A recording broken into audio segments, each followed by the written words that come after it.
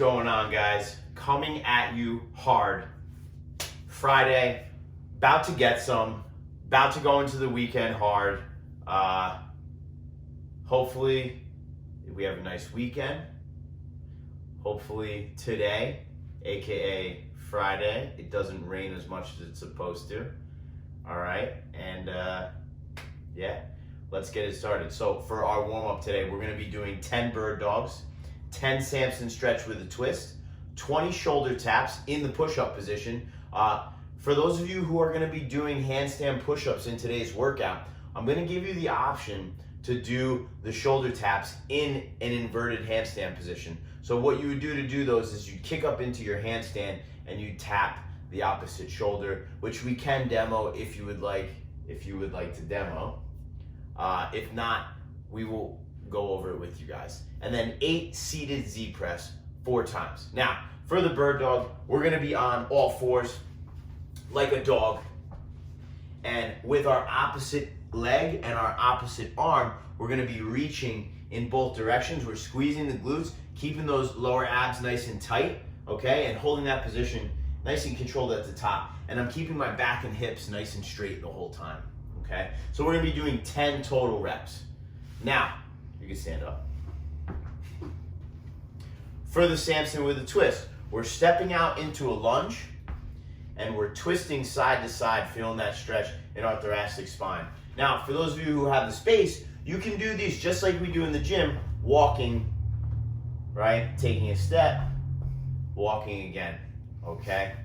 Like I said, feeling that stretch in our thoracic spine. We're warming up our legs because we're gonna be doing front rack step-ups today. Now, here's what the shoulder taps are gonna look like. We're gonna be in that push-up or plank position. Our hips are nice and straight. Everything's nice and in line. And what we're gonna do is exactly like it sounds. We're gonna tap the shoulder.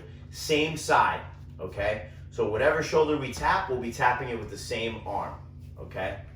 Now, for the 8 Z press, we're gonna be seated on the floor, almost in like an L-sit position, okay? And we're gonna grab a dumbbell, kettlebell, odd object, what have you, and you want it to be something like activation weight. You don't want it to be something tremendous that you're struggling to press up. And all you're gonna do is press overhead, just like we do in our normal presses that we do, okay? Couple things to think about. Even though we're in this seated position, what is gonna be challenged is this right here. The core is gonna be challenged to remain nice and straight, okay? Same standards apply like we do in all of our pressing. Want to create a little bit of space between the ear and the bicep. Keep that shoulder shrugged down. Lock that elbow out as best you can, okay?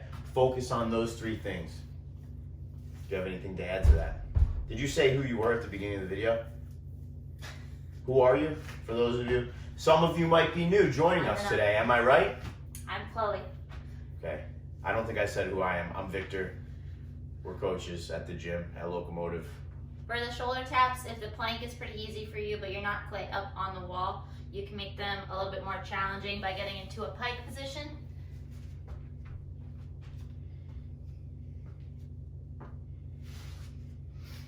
And then we'll cut to the video to demo the overhead taps, or excuse me, the handstand shoulder taps now.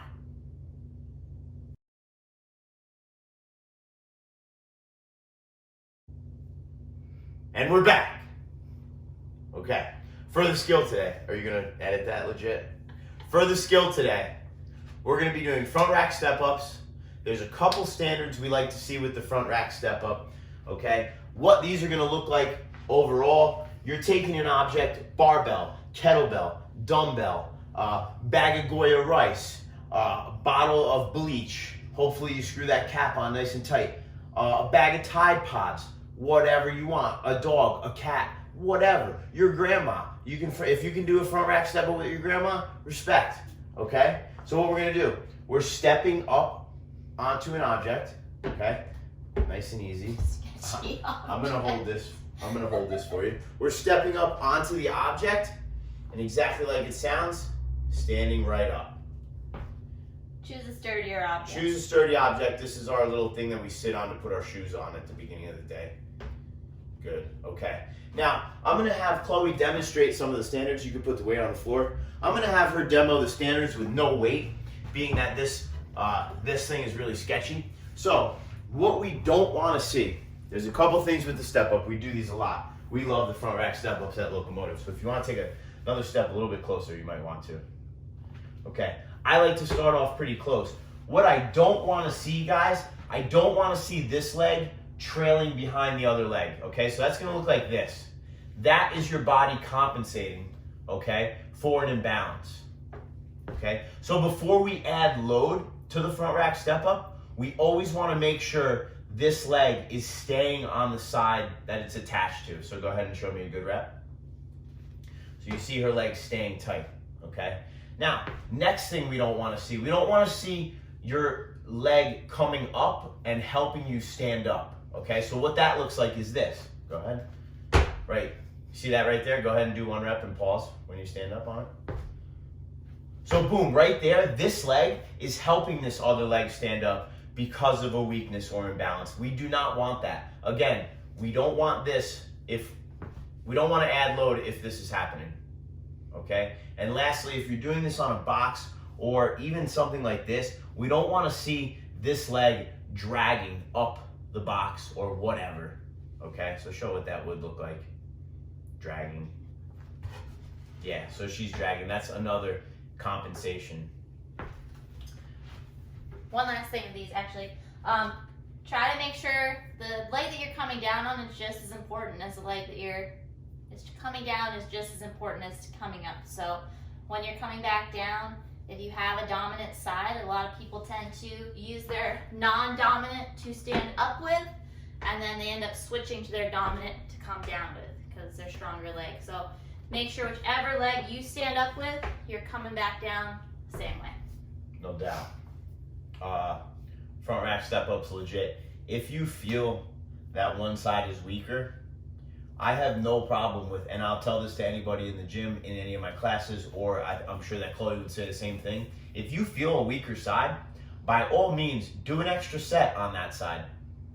Because that weaker side needs a little bit more love, right? So we're gonna tax that weaker side a little bit more and build a little bit more strength in that weaker side. If you feel it. If you don't feel it, great. Do 4 sets of 8 per side. Legit. All right, for your workout of the day, this is a tough one. I complained about it already. Haven't even done it yet, and I complained about it. We're gonna be doing 21, 15, 9 handstand push-ups, 42, 40, 18. Or is that supposed to be 30? 42, 30. 42, 30, 18. I wrote it wrong. Ownership.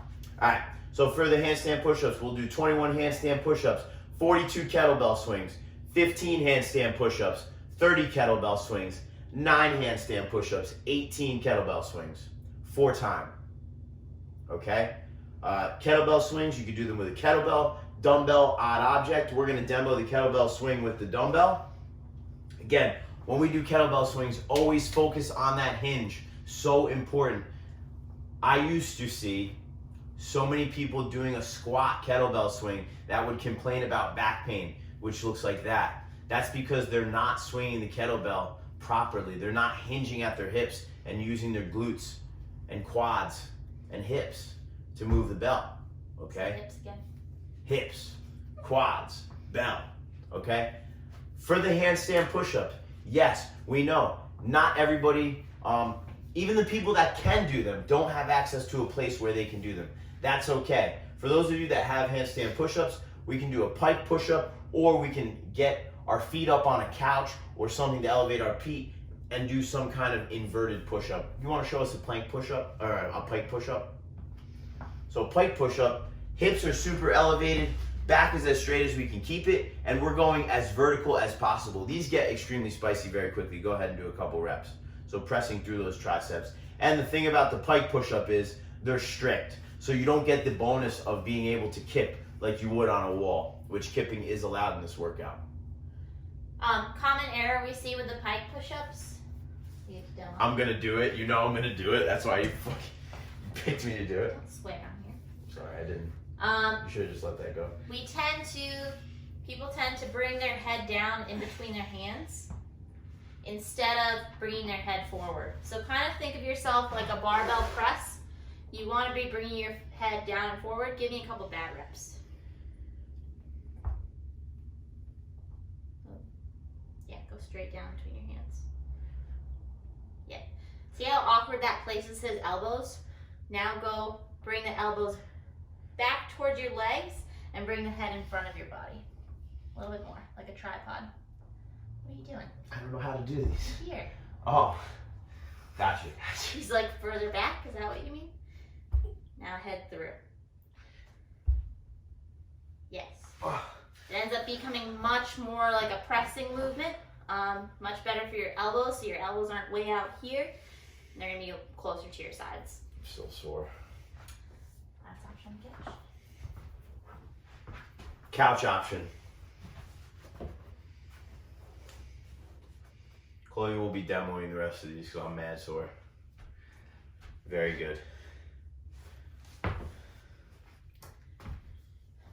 All right. Do you have anything to add to that? Do you have any tips? Yes, handstand push-ups tend to, if you are doing them, they go very fast, similar to our push-ups. They'll feel really good and then they're gone. Break those up into a couple sets to give yourself enough time to shake it out so you don't reach that point. They should not take more than 3 sets per round. 7, 7, 7, 5, 5, 5. And at 9 should be 2 sets. If you have to break it up more than that, you need to be scaling or even scaling your reps. 15, 12, 9 is an option as well. That's it. What's the time domain on this? What is the goal? Sub 12. Sub 12. It's rough. I would scale this because I cannot do this in sub 12 minutes. Anything else? No. Happy Friday, y'all. Let's go.